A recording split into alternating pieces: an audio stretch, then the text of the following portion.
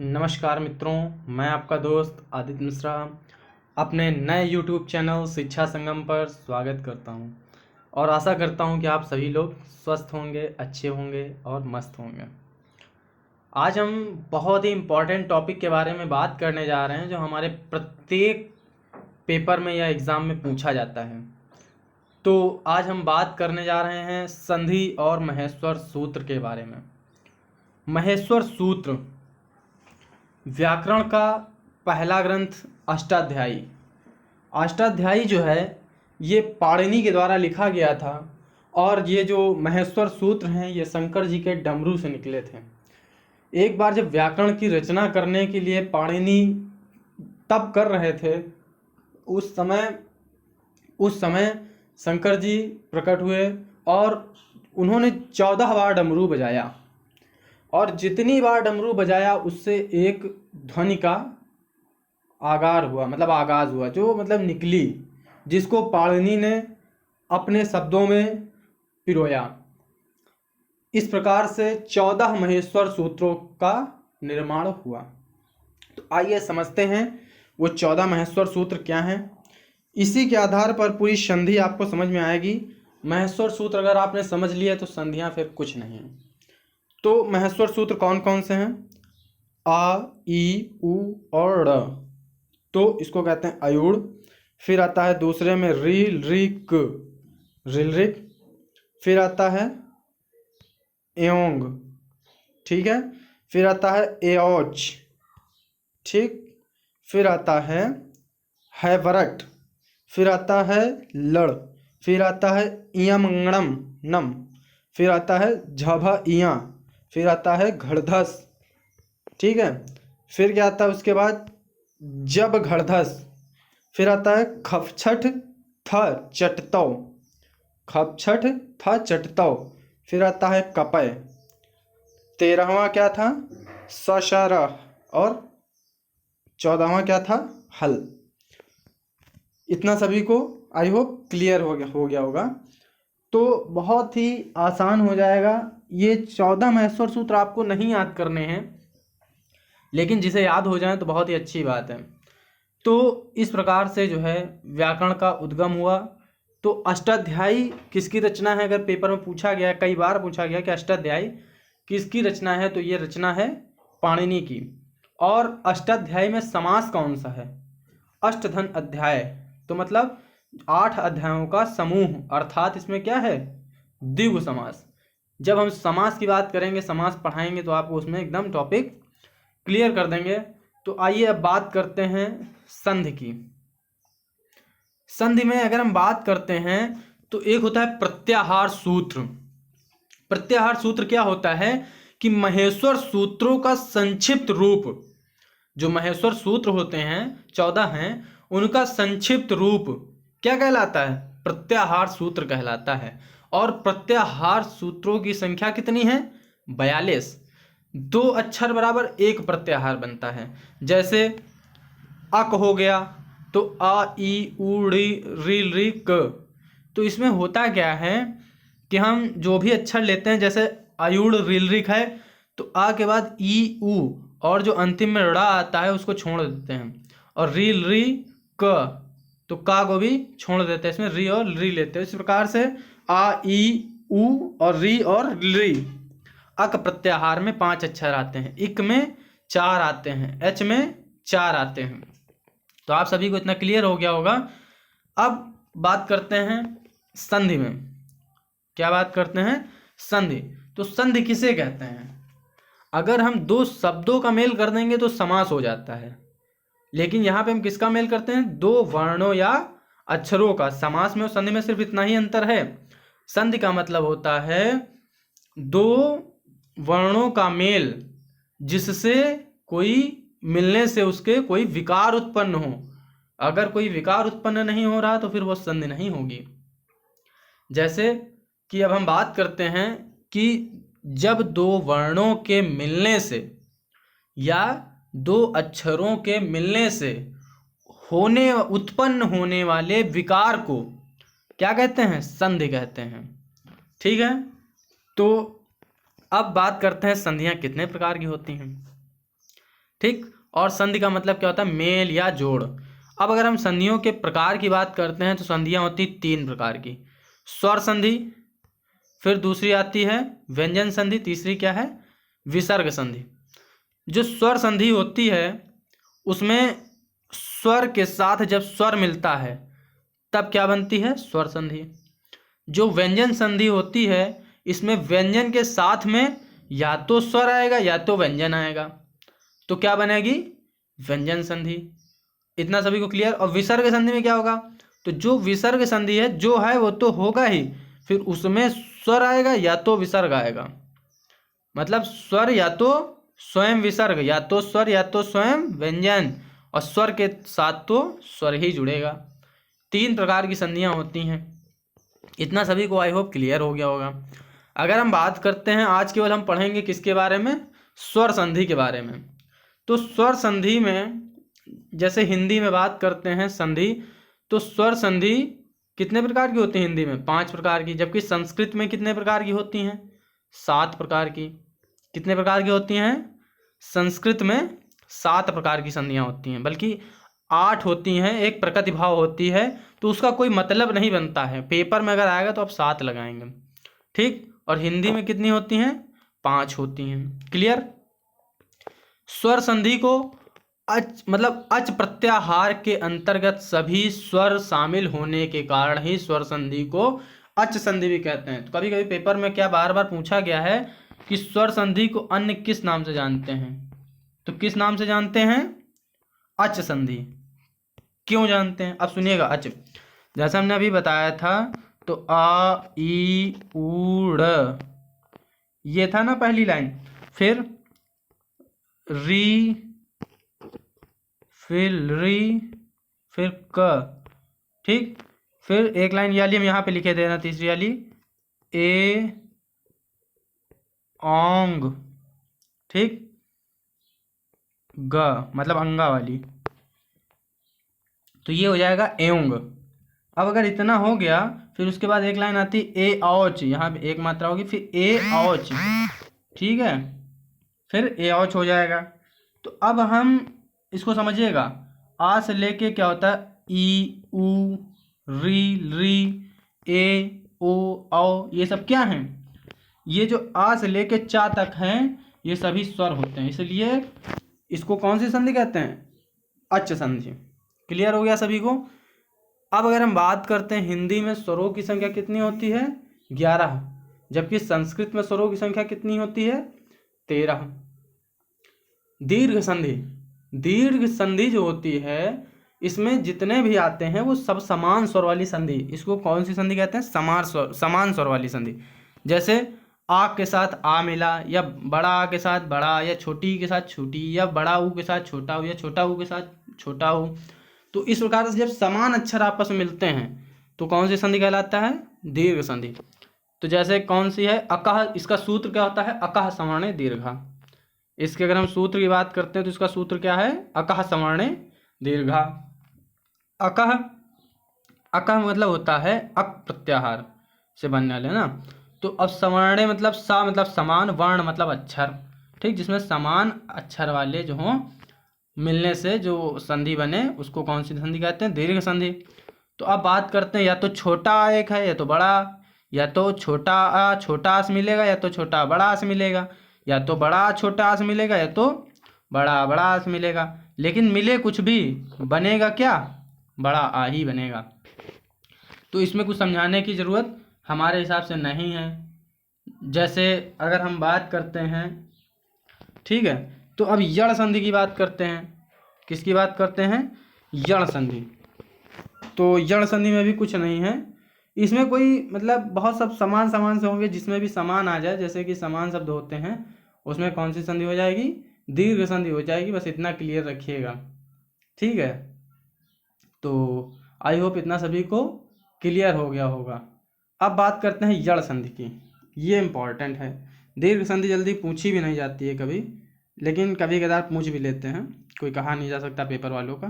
तो यण संधि में क्या होता है, इसका सूत्र होता है इको यणचि, और इसमें प्रत्याहार कौन से होते हैं, 2 होते हैं। पहला होता है इक प्रत्याहार, दूसरा होता है यण प्रत्याहार। अब आप जब महेश्वर सूत्र याद कर लेंगे तो इक प्रत्याहार के अंतर्गत तुम्हारे ई उ री, ठीक, ये जो हैं आएंगे, ई उ री और री इक प्रत्याहार के अंतर्गत ये अक्षर आएंगे। और जब यण प्रत्याहार की बात करेंगे तो यण में तुम्हारा या व रा ला, या व रा ला, ये क्रम यही रहेगा, ये नहीं कि या रा ला वा कर दो, हाँ हिंदी के हिसाब से नहीं जाएगा, ये इसी के अनुसार क्रम में रहेगा जो मतलब जी महेश्वर सूत्रों में जो क्रम है या व रा ला। तो होता क्या है कि जब ई के बाद कोई असमान स्वर आता है, ई के बाद कोई असमान स्वर, जैसे ई के बाद हमको ऊ मिल जाए तो ई के साथ अगर ई मिलेगा तो क्या हो जाएगा, दीर्घ संधि का सवर्ण दीर्घ समान स्वर। लेकिन जैसे ई के बाद ऊ मिल जाए तो ऊ किस में बदल जाएगा, वा में। ई के बाद मतलब इस तरीके से जो है परिवर्तित हो जाता है। तो अब बात करते हैं, जैसे अब जब ई के बाद कोई असमान स्वर मिलेगा तो ई या में, ऊ वा में, री रा में और री ला में परिवर्तित हो जाएगा क्रमशः। इतना सभी को क्लियर हो गया। जब इक प्रत्याहार के साथ कोई असमान स्वर मिलेगा तो वो यण प्रत्याहार में बदल जाएगा, क्रमशः ई का या, ऊ का वा, री का रा और री का ला हो जाएगा। थोड़ा सा कठिन है इसीलिए हम इसको धीमे से समझा रहे हैं और अच्छे से आपको क्लियर हो जाए, इस वजह से अच्छे से धीरे धीरे समझाने का प्रयास कर रहे हैं। तो अब उदाहरण की अगर हम बात करते हैं, उदाहरण से समझने का प्रयास कीजिएगा। जैसे इति है तो इसमें क्या आया, ई आ गया, और आदि लिखा है तो आ गया। तो ये समान स्वर तो है नहीं, ई अलग हो गया, बड़ा अलग हो गया। तो जब दो असमान स्वर आपस में मिले, या ई क्या था, मतलब कि किसके बाद बात कर रहे थे, इक प्रत्याहार, ये देखिए लिखा हुआ है इक प्रत्याहार में, इक प्रत्याहार का ये पहला अक्षर हो गया, कोई भी हो, ई हो, ऊ हो, री हो, री हो, यही होंगे चार। उसमें कोई असमान स्वर जुड़ेगा, कोई दूसरा मतलब ई के साथ ई नहीं जुड़ेगा, समझना। तो ये क्या हो जाएगा, ई और आ मिलेगा तो ई का क्या हो जाता है, या, तो ये ई हो जाएगा, आधी ता हो जाएगा, ये ती है। जैसे ये ती लिखा है तो ती में जब हम ई हटा देंगे, इसका स्वर हटा देंगे तो ये क्या हो जाएगा, आधा हो जाएगा, तो आधी ता हो जाएगी। और फिर ई का किस में परिवर्तन हो जाता है, या में, तो या हो जाएगा और दी हो जाएगी, तो इत्यादि। ऐसे ही देखो अब मध्वालय में, तो मधु धन आलय, मधु का ऊ हो जाएगा छोटा ऊ और आलय का बड़ा आ, तो ऊ जो है जब आसमान स्वर से मिला तो क्या बना, ऊ का वा, तो यहाँ पे क्या हो जाएगा, मध्वालय। और जब धा से जो है छोटा ऊ की मात्रा हट जाएगी तो ये क्या हो जाएगा, मतलब स्वर रहित हो जाएगा, इसमें स्वर नहीं रहेगा फिर, तो ये आधा हो जाएगा। क्लियर हो गया ना इतना, इसलिए बहुत आराम समझा रहे हैं कि आपको छूटने ना पाए। साथ ही संधि आराम से इसको पढ़िए और एकदम क्लियर करते हुए चलिए, दोबारा ना पढ़ना पड़े। अयादि संधि की बात करते हैं तो अयादि संधि का सूत्र होता है एचो अय वायावह, एचो अय वायावह। इसमें कौन सी संधि होती, मतलब प्रत्याहार होता है, तो एच प्रत्याहार होता है। एच प्रत्याहार के अंतर्गत कौन कौन से शब्द आते हैं, तो ए ओ अय और औ आता है, ए ओ अय और औ आता है। अब होता क्या है, इस सूत्र से समझना, पहले के देखो हमने ये दोनों मिला दिए तो क्या बन गया, अय।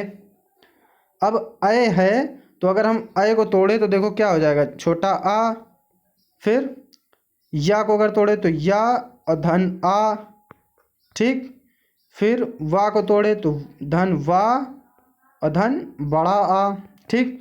तो ये अय हो जाएगा, ये औ हो जाएगा, और फिर जो बड़ा आ था वो इस वाले या के साथ मिलेगा तो आय हो जाएगा। क्लियर हुआ ना सभी को। देखिए समझाते हैं फिर से एक बार, कोशिश कीजिएगा। जैसे ये अय है तो इसको हम पूरा तोड़ लो, आ धन या में स्वर को अलग कर दो तो आ, वर्ण विच्छेद कर दो इसका पूरा का पूरा। फिर ये हो गया, फिर वाह में बड़ा की मात्रा है तो बड़ा आ अलग कर दो, तो अब ये अय हो गया, फिर ये औ हो गया, इसके बाद फिर जब जुड़ेगा तो ये आओ हो जाएगा। अब क्लियर हो गया ना, तो ये अय औ आय औ इस तरीके से अलग हो जाएगा।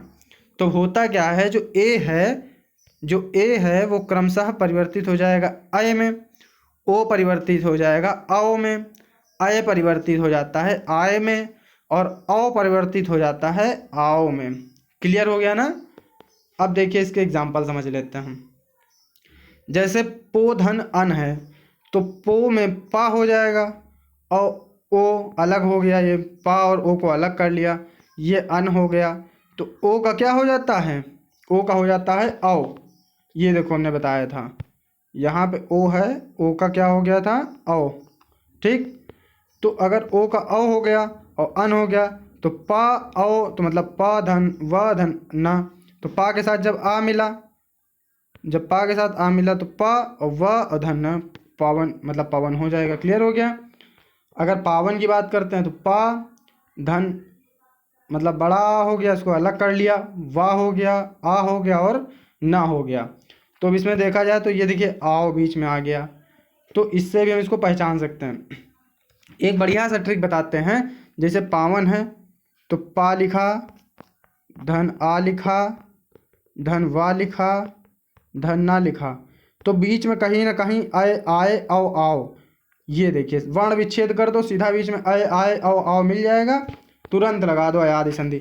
ये तो सूत्र के अनुसार समझा रहे थे तो समय लग गया, अन्यथा इसका बढ़िया सा वर्ण विच्छेदन करो, देखो बीच में आओ मिल गया। अगर हम पवन का भी संधि विच्छेद करेंगे तो पो धन अन, तो पा ओ आ ये अलग हो जाएगा, तो आ व औ हो जाएगा, ये क्लियर हो जाएगा।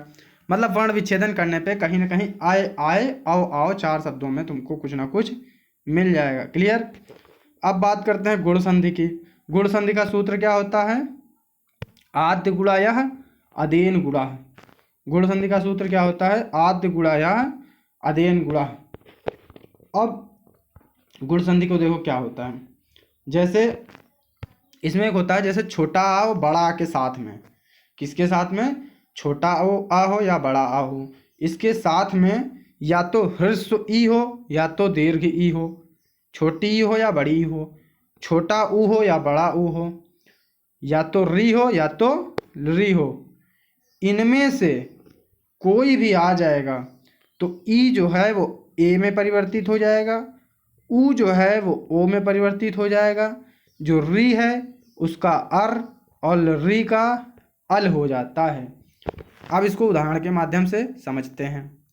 जैसे महाधन ईस, तो हमने यहाँ क्या बताया था, आ, ये आ है, आ के साथ में आएगा तो देखो महा है तो आ गया, इसके साथ चाहे छोटी ई आए चाहे बड़ी ई, चाहे छोटा हुआ चाहे बड़ा हुआ है चाहे री आ जाए, तो इसमें आ गया बड़ी ई, तो महाधन ईस, तो ई जब आएगा तो किसमें परिवर्तित हो जाएगा, ए में, तो महाधन ईस का क्या हो जाएगा, महेश। ऐसे सुर और धन ईस तो र आ जाएगा, तो छोटा आ इसमें और बड़ी ई इसमें, तो आ ई मिलके क्या बनाएंगे, ए, तो क्या हो जाएगा, सुरेश। वैसे अब देखो दिनेश का, तो दिन आ और ईस बड़ी ई ए हो जाएगा तो दिनेश। राकेश, अब इसको राक नहीं कहेंगे, जैसे दिन कर लेते थे तो इसको हम राका कहेंगे, क्योंकि राका का मतलब होता है रात्रि। शब्द का एक सही मतलब भी निकलना जरूरी है, तभी तो विकार नहीं उत्पन्न होगा, तो फिर कैसे पता चलेगा, और शब्द भी होना चाहिए, उसका अर्थ भी तो हो। तो अब यहाँ पे जो है राका और धन ईस, तो क्या हो जाएगा, राकेश हो जाएगा। ये पूछा गया, थोड़ा इंपॉर्टेंट है। अब वृद्धि संधि की बात कर लेते हैं। पांचवी संधि हमारी कौन सी है, वृद्धि संधि। पांचवी संधि कौन सी है, वृद्धि संधि है। तो वृद्धि संधि, इसका सूत्र क्या होता है, वृद्धि रेच, वृद्धि रेच। उसमें भी छोटा बड़ा के साथ में ई ऊ री और री मिलते थे, लेकिन इसमें क्या, छोटा और बड़ा के साथ में ए या तो अय, ओ या तो औ, ये दोनों मिलेंगे। अगर आ के साथ में ए मिलता है तब भी अय हो जाएगा, अगर आ के साथ में अय मिलता है तो अय हो ही जाएगा। ऐसे इसमें होगा, आ के साथ में ओ मिले या औ मिले, होना उसको अंत में औ ही है। अब आइए समझते हैं उदाहरण के माध्यम से। जैसे आ के साथ में सदा है तो सदा में बड़ा आ हो जाएगा, और ए है तो ए हो जाएगा। तो हमने क्या कहा, ए जो है वो अय में परिवर्तित हो जाता है, तो आ और ए इज इक्वल टू अय। समझ में आया कि नहीं आया, आ और ए तो बराबर में क्या हो गया, अय। ठीक, इतना सभी को क्लियर। ऐसे ही महोषधि में महा आ और औ, तो महा औ मतलब आ धन औ इज इक्वल टू औ, तो महोषधि। क्लियर हो गया सभी को इतना। अब 5 तो हिंदी में हो गई। अब जैसे जो लोग सीटेट की तैयारी कर रहे हैं तो 2 संधियां, और इसमें कोई जरूरी नहीं है कि संस्कृत में ही पूछेंगे, कभी कभी संस्कृत वाली संधि जो है ये यूपी ट्रिपल एस में रख देते हैं। वीडियो में एक दो क्वेश्चन पूछे गए थे जो संस्कृत से रिलेटेड थे। तो पूर्व रूप संधि, पूर्व का मतलब क्या होता है? पहले। तो पूर्व रूप संधि का सूत्र क्या होता है? एंग पदांता दति। क्या होता है? एंग पदांता दति। एंग में ये तुम्हारा एक प्रत्याहार है एंग, इसके अंतर्गत दो शब्द आते हैं। जब उसमें देखोगे तो जो हमने महेश्वर सूत्र बताया उसमें देखना ए और एंग के बीच में, अंगा के बीच में ए और ओ ये दो शब्द मिलेंगे। तो ए जो है इनके बाद में, ए और ओ के, ए हो या तो ओ हो, इन दोनों के बाद में जब आ आएगा तो वो किस में बदल जाता है? अवग्रह। ये जो है अवग्रह का चिन्ह होता है ये वाला। ठीक, जैसे ओम लिखते हो है ना, राम लिखते हो, तो वैसे ही देखो अब क्या है इसमें, जैसे हरे, हरे हो गया तो ए आ गया कि नहीं आ गया? ए या तो ओ में एक चीज आना जरूरी है, तो यहाँ पे ए आ गया। अब उसके बाद आना है तो आ और वा, आओ। तो हरा, हरे धन आओ, तो क्या हो जाएगा? हरेओ। लिख तो ऐसे भी सकते हैं, लेकिन इसको लिखा कैसे जाता है? हरेओ। मतलब इसमें तीन मात्राओं का समय प्रकाश देखा जाए तो लग रहा है। अब बात करते हैं रामो अयम। तो रामो में ओ हो जाएगा, ये वाला देख लिया एग्जाम्पल एक। और आ या म, तो इधर आ हो जाएगा, इधर ओ हो जाएगा, तो ओ और आ मिलेंगे तो क्या हो जाएगा? रामो अयम। तो ये अवग्रह चिन्ह में परिवर्तित हो जाता है। तो इसका ऐसे समझो, पूर्व रूप संधि कह रहा है तो पूर्व का मतलब होता है ए और ओ पूर्व में आए। किस में आए? पूर्व में। लेकिन अब अगर हम इसी जगह बात करते हैं, दूसरी होती पर रूप संधि। तो अगर पर रूप संधि है तो इसमें क्या होगा? इसका सूत्र होता है एड़ी पर रूपम। क्या होता है? एड़ी पर रूपम। तो ये एड़ी में ई और ओ ये जो है बाद में आते हैं। इसमें जो है एड़ी पर रूपम का मतलब होता है, पर मतलब होता है बाद में, और पूर्व का मतलब होता है पहले। तो जो ए और ओ है ये बाद में आए। क्लियर हो गया? तो अब ए और ओ किसके बाद में आए? तो आ के बाद में आए। वहाँ आ बाद में आता था, यहाँ आ पहले आएगा। इतना क्लियर? अब जैसे कि हमने बात किया छोटा आ आना चाहिए, तो प्रा। और धन एजते, या तो एजते हो या तो ए हो या तो ओ हो, तो एजते लिखा है ए, तो प्रा धन एजते तो मतलब क्या हो जाएगा? प्रेजते। आ जो है वो ए में परिवर्तित हो जाता है, तो क्या हो जाएगा? प्रेजते। वैसे ऊ है तो ऊ जब है ओ से मिलेगा, आ है जैसे उप है तो उप में आ हो गया, यहाँ पे आ और यहाँ पे ओ, तो आ और ओ मिलके क्या हो गया? ओ। तो उपोषति हो जाएगा, उपधन औसत।